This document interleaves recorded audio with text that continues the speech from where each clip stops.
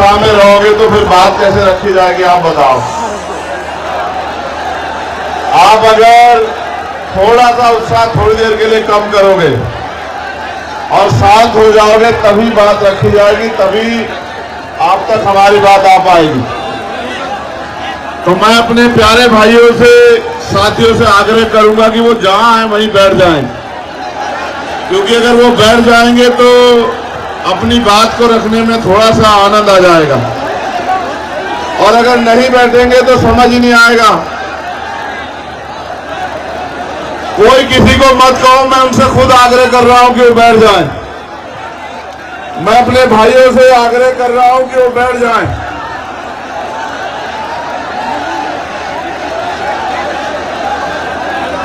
आपसे भी आग्रह कर रहा हूं बैठने का। इससे ये पता लग जाएगा कि हमारा कौन है और आम नॉर्मल कौन है। जो हमारी एक आवाज में बैठ जाएगा उससे पता लग जाएगा कि वो हम में से एक है। बहुत जल्दी कीजिए, मुश्किल से 20 सेकंड बाकी आप लोगों के पास, ये इधर जो लोग हैं।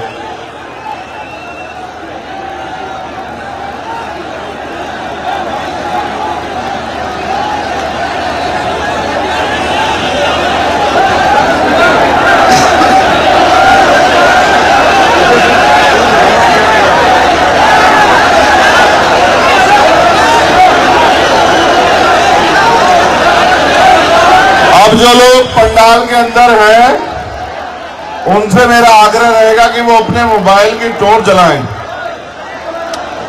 क्योंकि प्रोग्राम तो दिन का था, आते आते रात हो गई, तो अब आपको ही रोशनी करनी पड़ेगी। आप जहां भी हैं अपनी मोबाइल की लाइट जला लें, आप जहां तक भी हैं, जो ये पता लग जाए कि हमारे लोग कहां कहां तक हैं। सभी लोग अपने मोबाइल की लाइट जलाएंगे, जिससे कि ये पता लग जाए कि आज जालोर की धरती में हमसे प्यार करने वाले लोग कहां कहां से आए और कहां कहां हैं।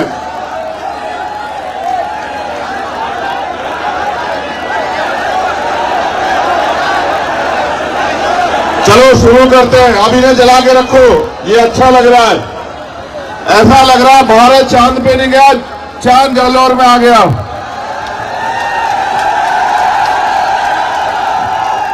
मैंने सभाएं बहुत की हैं पूरे देश में, कश्मीर से लेकर कन्याकुमारी बहुत सभाएं की हैं और कई कई लाख लोगों की सभाएं की हैं, लेकिन आज जो जालोर में प्यार आपने दिया है ऐसा कहीं नहीं मिला। बहुत बहुत धन्यवाद जालोर। और इतना प्यार मत दो कि ऐसा ना हो मेरा मन कर जाए जालोर में ही रहने का, और अगर कहीं मेरा मन कर गया जालोर में रहने का तो गैर बराबरी मानने वाले लोगों के लिए अच्छा नहीं होगा। मेरे प्यारे साथियों, सम्मानित बहनों, बच्चियों, माओ, बुजुर्गों, नौजवानों, मैं समय समय पे भारत की धरती पे जन्मे सभी संतों, गुरुओं, महापुरुषों, वीरांगनाओं को नमन करता हूं। और आज संविधान बचाओ यात्रा जो महामानव तथागत बुद्ध की धरती से शुरू हुई और आज जालोर जो सामंतवाद का गढ़ है, यहां यात्रा पहुंच चुकी है। यहां उपस्थित जन समूह को मेरी तरफ से जय भीम, जय भीम, जय भीम। आपका प्यार, आपकी हिम्मत एक लड़ने की बहुत मजबूत ताकत देती है। और आप ये जानते हैं कि समय समय पे मैं जालोर, जोधपुर, उदयपुर, पाली आता रहता हूं, लेकिन इस बार जो आने का मुख्य कारण है वो आप लोगों को तैयार करने के लिए है कि आप लोग तैयारी कर लो, और जिस दिन आप मन बना लोगे, तैयारी कर लोगे, मैं जिम्मेदारी के साथ कहता हूं, आपकी एक तैयारी आपके हर एक घर में चंद्रशेखर आजाद पैदा कर देगी। मेरी बात को याद रखना। भारत 15 अगस्त 1947 को आजाद हुआ, लेकिन इस देश के शोषितों को, वंचितों को, कमजोरों को, किसानों को, महिलाओं को अगर असल आजादी मिली तो वो मिली 26 जनवरी 1950 को, जब डॉक्टर बाबा साहब अम्बेडकर के द्वारा लिखा संविधान इस देश में लागू हुआ और भारत के हर एक नागरिक को समता, समानता, बंधुत्व, भाईचारे के साथ रहने का अवसर मिला। लेकिन एक बड़ी ताकत जो आपको मिली संविधान के जरिए, वो थी देश के हर एक बालिग व्यक्ति को वोट। देश आजाद हुआ, वोट की शक्ति से राजनीति में बराबरी आई, लेकिन क्योंकि देश में जाति के नाम पे, धर्म के नाम पे, सामाजिक स्तर पे, आर्थिक स्तर पे जो गैर बराबरी थी, उस समय की सरकारों ने उस गैर बराबरी को खत्म करने के लिए कोई अच्छा कदम नहीं उठाया। धीरे धीरे अमीर अमीर होता गया, गरीब गरीब होता गया, और आज ऐसा समय आ गया है कि देश की 90% पूंजी 10% लोगों के हाथ में है, और देश के 90% लोग 10% साधनों से अपने जीवन को जी रहे हैं।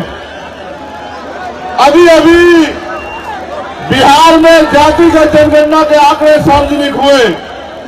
वो आंकड़े कहते हैं कि भारत में जो बिहार है, जिसकी अभी अभी जनगणना हुई, वहां 90% आबादी दलित, पिछड़े, आदिवासी और अल्पसंख्यक समुदाय की है। अगर राजस्थान में भी आप लोग जातिगत जनगणना करवा दो तो यहां भी आपको पता लगेगा कि यहां भी 90% आबादी दलित, आदिवासी, पिछड़े और अल्पसंख्यक समाज की होगी। अब सवाल यह है कि जिनकी आबादी 90% है, उनके हिस्से में क्या है। और इस सवाल को अगर धरातल पे देखो तो ये महसूस होगा कि न उनको उद्योग है, न उनके पास रोजगार है, न उनके पास पर्याप्त नौकरियां हैं, न उनके पास जमीन है, और न ही उनके पास और किसी तरह का साधन है कि वो स्वाभिमान सम्मान का जीवन जी पाए। ये स्वाभिमान सम्मान का जीवन मांगने से नहीं मिलता है। अगर स्वाभिमान सम्मान का जीवन चाहिए, इसकी कीमत चुकानी पड़ती है। मर तो राजस्थान में हम लोग लंबे समय से रहे। आपको इंद्र मेघवाल याद होगा, आपको जितेंद्र मेघवाल याद होगा, आपको कार्तिक भील याद होगा, आपको ओम प्रकाश रेगर याद होगा, आपको नासिर जुनैद याद होंगे, आपको असगर याद होगा। इतने जुर्म, इतना अन्याय और न्याय मांगने पर लाठियां, झूठे मुकदमे, डर और तमाम तरह से जिस तरह भी से भी पीड़ित को डराया जाए, धमकाया जाए, पंचायत करा के, हल्ला मचा के, मैं लंबे समय से राजस्थान में देख रहा हूं। लेकिन मेरे साथियों, इसके लिए जिम्मेदार वो लोग नहीं है, इसके लिए जिम्मेदार है हम लोग, क्योंकि 90% आबादी होने के बावजूद भी और लोकतंत्र के आने के बावजूद भी राजस्थान में हमारी राजनीतिक हैसियत नहीं है।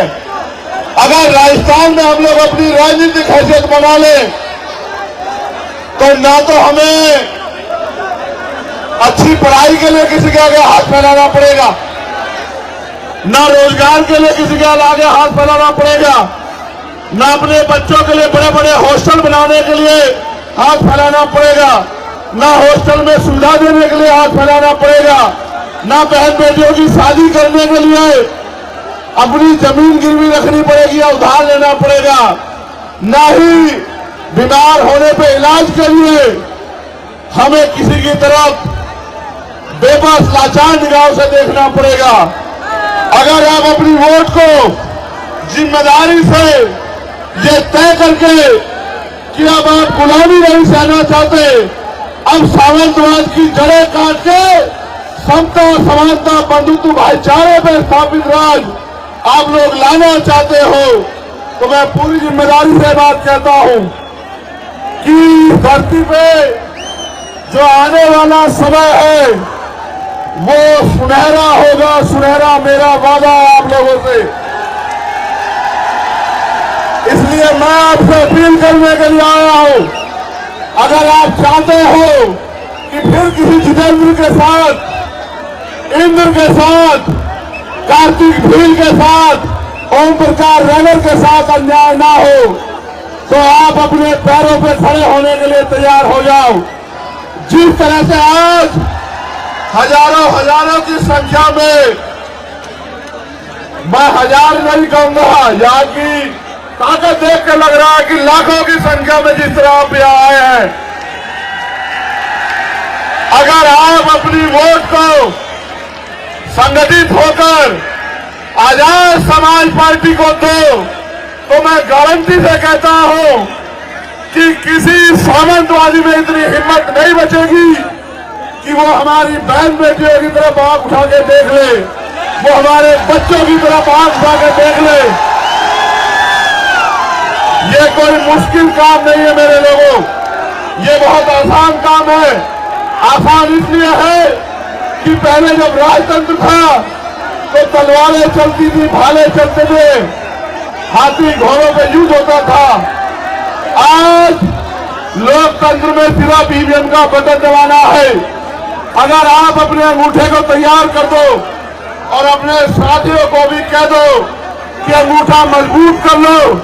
पहले सामंतवादी ये अंगूठा आपकी जमीन लूटने के लिए लगवाया करते थे, आज ये अंगूठा आपकी तकदीर बदलने के लिए लगेगा। अगर आपने फैसला लिया तो मैं जिम्मेदारी से कहता हूं कि आने वाला कल आपका होगा, आने वाला समय कमजोरों का होगा, किसानों का होगा, महिलाओं का होगा, नौजवानों का होगा। इसलिए मैं आपसे अपील करता हूं, एक समस्या भी मेरे सामने रखी गई है। मुझे बताया गया है कि इस क्षेत्र में पानी की बड़ी कमी है। मैं मीडिया के साथियों से कहूंगा कि मेरी बाकी खबर चलाना है ना चलाना, लेकिन मेरी इस बात को जरूर उठाना, क्योंकि ये जन समस्या है और यहाँ के लोग, हर जाति धर्म के लोग इस समस्या से पीड़ित हैं कि सन 1966 में राजस्थान में गुजरात के समझौते से माही बेसिन पर कडाना बांध निर्माण का समझौता हुआ था, जिसमें शर्त रखी गई थी कि सिरोही, जालोर, बाड़मेर के किसानों को खेती के लिए और पीने के लिए 127 टीएमसी पानी दिया जाएगा। कालांतर में बांध का निर्माण हुआ और 132 गांव बांसवाड़ा के डूब गए। 45 किलोमीटर का एरिया राजस्थान का बांध क्षेत्र में चला गया। 2002 में नरेंद्र मोदी ने सुजलाम सुफलाम की कच्ची नहरें 320 किलोमीटर की बना दी और अब पानी नहीं दे रहे, जो हक का पानी बहता था, जिसका वादा हुआ था 127 टीएमसी पानी का। स्थानीय किसान संगठन ने जब 121 आरटीआई लगाकर उच्च न्यायालय गया तो पता चला 17 जवाई बांध पानी, जितना पानी हर वर्ष बरसात में खंभात की खाड़ी के समुद्र में बहकर जा रहा है, लेकिन राजस्थान के पश्चिमी जिले को नहीं दिया जा रहा है। और यहाँ के जो केंद्र के जल शक्ति मंत्री हैं भैरव सिंह शिखावत, वो उसमें रंग डाल रहे हैं। मैं आपसे वादा करके कहता हूं, अगर आपने इस क्षेत्र से, इन जिलों से आजाद समाज पार्टी को ताकत देने का काम किया, मेरा वचन है आपको कि ये जो पानी की समस्या है इसको हम लोग खत्म करके दिखाएंगे। और जो भी इसके बीच में आएगा,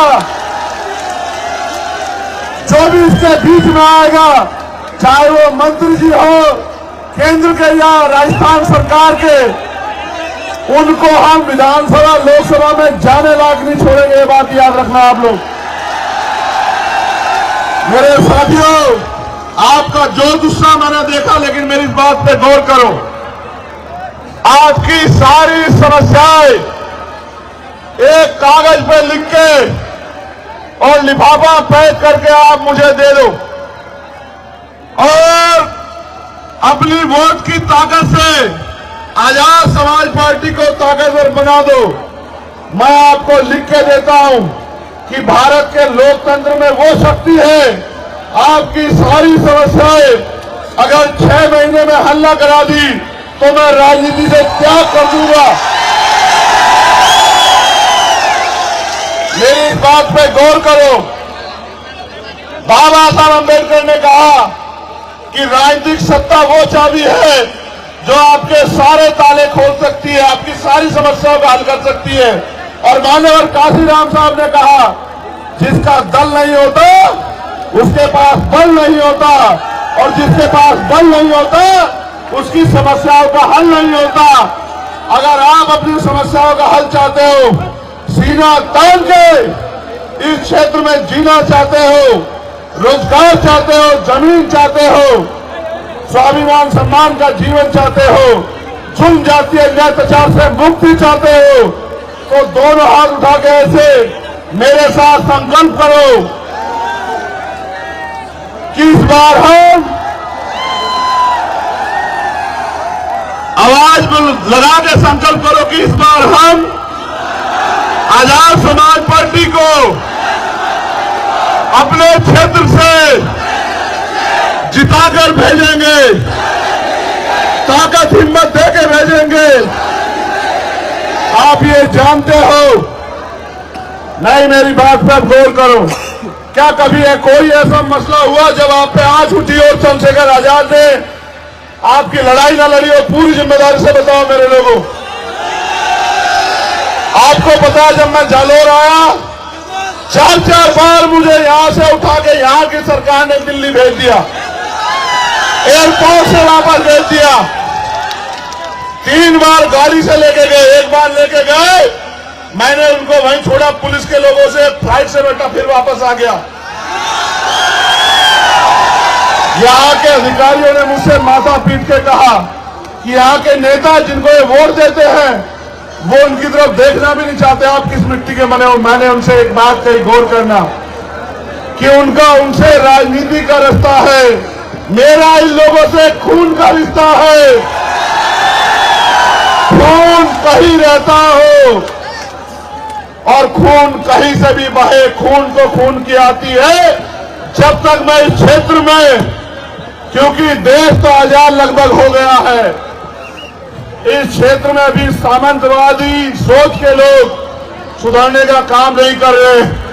आपकी वोट की शक्ति जहां हमें ताकतवर करेगी वहां उनको कमजोर भी करेगी, और जब वो लोग कमजोर होंगे तभी उनको समझ आएगा कि किसी कमजोर को सताया नहीं करते। पुनः मैं एक बार आपसे कहूंगा, अपने मोबाइल निकालें, जहां तक भी आप हैं अपने मोबाइल निकाल के मुझे एहसास कराएं कि आप मुझे कहां तक सुन रहे हैं।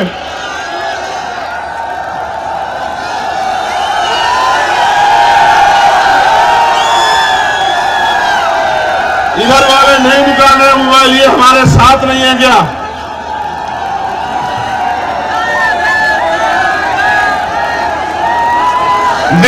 ये बीच में कुछ ऐसा लग रहा है कि बीच में लाइट है नहीं, ऐसा क्या है? मैं आज के कार्यक्रम के लिए, सबसे मजबूत कार्यक्रम के लिए जालोर की भीम आर्मी, आजाद समाज पार्टी की पूरी टीम को, एक एक कार्यकर्ताओं को बधाई देता हूं। और मुझे विश्वास है कि ये जो रोशनी आज यहाँ जालोर से चली है, इसकी खबर कुछ ही घंटों में जयपुर में बैठे मुख्यमंत्री में भी जाएगी और उसके कुछ ही देर बाद दिल्ली में बैठे प्राइम मिनिस्टर में भी जाएगी। मैं ये वादा नहीं करना चाहता था, लेकिन कह रहा हूं, एक लाइट वहां जल रही है, देखो ऊंचाई पे, वो देखो वहां।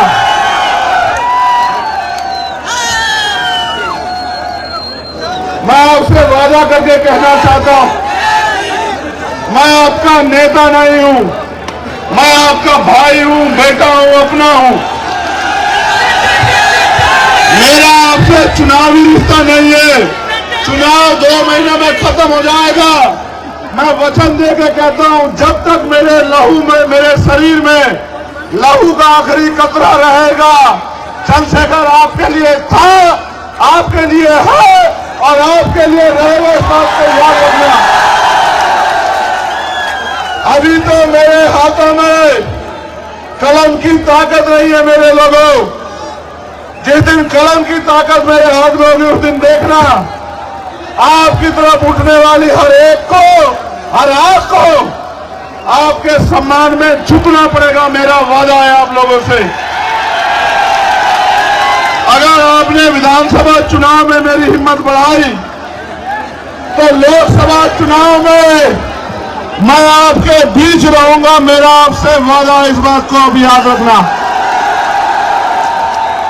पूरी हिम्मत ताकत से रहूंगा। पुणे, आप सबको बहुत बहुत बधाई। ऐ मेरे गरीबों, कमजोरों, शोषितों, पीड़ितों, एक नया सवेरा आने वाला है। उठो, जागो और अपने भविष्य का फैसला वोट की शक्ति से अपने आप करो। आने वाला कल ऐसी रोशनी आपकी जिंदगी में लेके आएगा, जैसी रोशनी आज आपने मेरे सम्मान में की है। बहुत बहुत धन्यवाद।